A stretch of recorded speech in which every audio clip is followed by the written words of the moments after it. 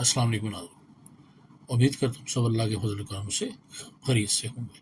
شیخ Saadi رحمۃ اللہ علیہ کی حکایت پیش کر رہا ہوں، اور آج جو حکایت پیش کر رہا ہوں اس کا عنوان ہے کہ ظالم کے لیے دعا کرنا بے سود ہے۔ ایک بادشاہ کو کسی خطرناک بیماری نے تکڑے کی طرح کمزور کر دیا، اور اس قدر لاغر ہو گیا وہ کہ گرے ہوئے لوگوں پر بھی رش کرنے لگا۔ جیسے شطرنج کا بادشاہ اگرچہ بساط پہ بڑا ہوتا ہے مگر کمزور ہو جائے تو پیادے سے بھی ردی ہو جاتا ہے۔ ایک درباری نے دعا دے کر عرض کیا کہ اس شہر میں ایک مستجاب الدعا بزرگ ہیں، ان کو بلا کر دعا کرائی چاہیے۔ چنانچہ بزرگ کو بلایا گیا اور بیماری سے شفا کی دعا کی درخواست کی گئی۔ بزرگ نے بادشاہ کو ڈانٹ کر کہا، اگر تو چاہتا ہے کہ اللہ تجھ پر مہربان ہو جائے تو اس کی مخلوق پر مہربانی کر۔ میری دعا تجھے کیا نفع دے گی جبکہ آج بھی کوئی مظلوم کنویں میں بند ہے اور کوئی قید خانے میں ہے۔ جب تو نے مخلوق کو سکون کا سانس نہیں لینے دیا تو خود کیسے آرام پا سکتا ہے؟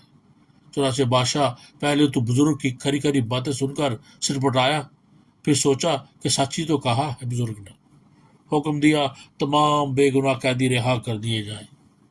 بزرگ نے 2 رکعت نفل پڑھ کر دعا کی، اے بلند آسمان والے، تو نے اس کو جنگ کی وجہ سے پکڑا تھا، اب صلح کی وجہ سے چھوڑ دے۔ ابھی بزرگ کے ہاتھ دعا کے لیے اٹھے ہی ہوئے تھے کہ بادشاہ تندرست ہو کر کھڑا ہو گیا، خوشی سے ناچنے لگا اور حکم دیا کہ موتی کا خزانہ بزرگ پر نچھاور کر دو۔ اس نے فرمایا، بس ٹھیک رہنے دے، مجھے اس کی ضرورت نہیں ہے، ذرا تو اپنا خیال رکھنا کہ پھر دوبارہ بیماری کی طرف نہ ہو جانا۔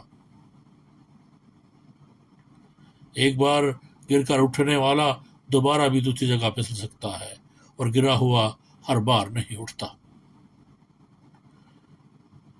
تو اس حکایت سے ہمیں سبق یہ ملتا ہے کہ ظالم جب تک ظلم نہ چھوڑے اس کے حق میں بزرگوں کی دعائیں بھی جو کبھی رد نہیں ہوتی قبول نہیں ہوتی۔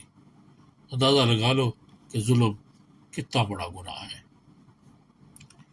اللہ تعالی ہمیں آسانیاں عطا فرمائے اور آسانیاں بانٹنے کی توفیق عطا فرمائے۔ اللہ حافظ۔